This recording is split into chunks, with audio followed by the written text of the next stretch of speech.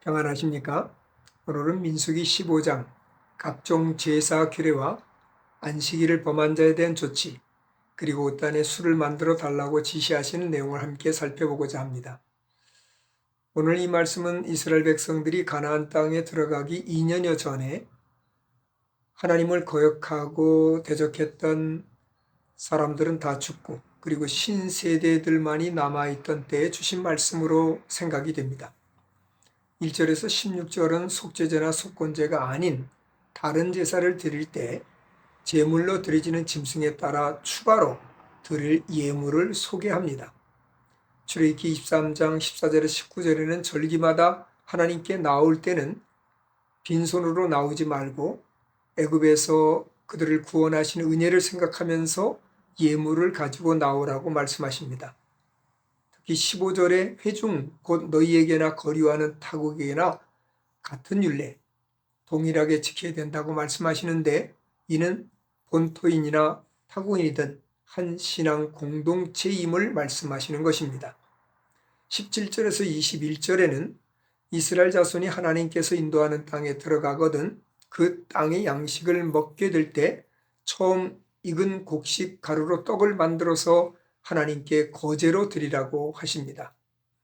요제나 거제는 제사장 몫으로 돌렸습니다. 이는 제사장에게 돌리기 위해서 하나님께서 거제나 요제를 드리도록 그렇게 명령하신 것입니다.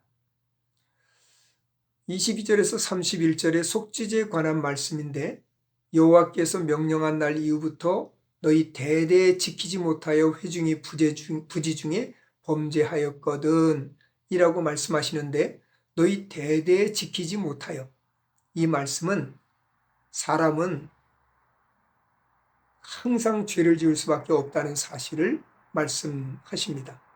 그렇기 때문에 죄를 지을 때마다 속죄제를 드려서 하나님 앞에 죄속함을 받으라는 것이죠. 이는 장차 우리를 위해서, 죄에서 벗어날 수 없는 우리를 위해서 예수 그리스도를 보내실 것을 암시하고 있는 말씀이기도 합니다.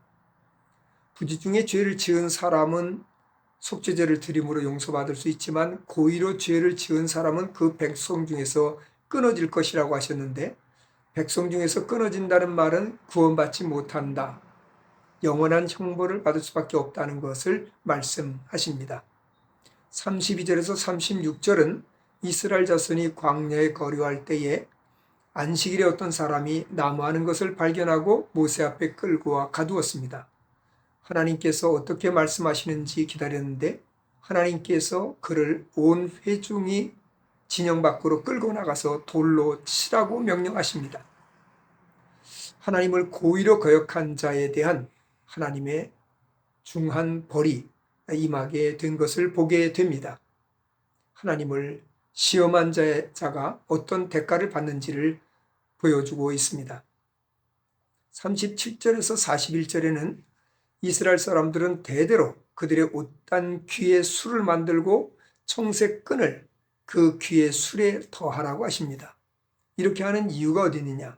그것을 볼 때마다 여호와의 계명을 기억하고 준행하도록 하기 위해서, 그래서 방종하게 하는 자신의 마음과 눈으로 범죄하지 않도록 하기 위해서 하나님의 거룩한 백성으로 살아가도록 하기 위함이라고 합니다. 자, 그 옷단에 다는 술에 대해서 잠깐 좀 살펴보도록 하겠습니다. 사진을 보시면 이 망토 같은 것인데, 이것은 기도 망토인데요, 소위 탈리트라고 하는 기도 망토입니다. 이 망토 아래에 이 찌찌뜨라고 하는 이 옷단에 술을 다는데, 그 술의 모양이 이런 모양입니다. 이렇게 청색 끈으로 되어서, 그래서 이것을 볼 때마다 자기 자신들을 돌아보고 하나님의 말씀을 기억하고 죄를 짓지 않도록 하기 위함이라고 기록하고 있습니다. 하나님께서 하나님의 백성에게 거는 기대는 거룩함입니다. 오늘날도 마찬가지입니다. 우리가 어떻게 하면 거룩해질 수 있습니까? 말씀과 기도로 더욱더 하나님께 가까이 가는 거룩한 백성이 되기를 간절히 바랍니다.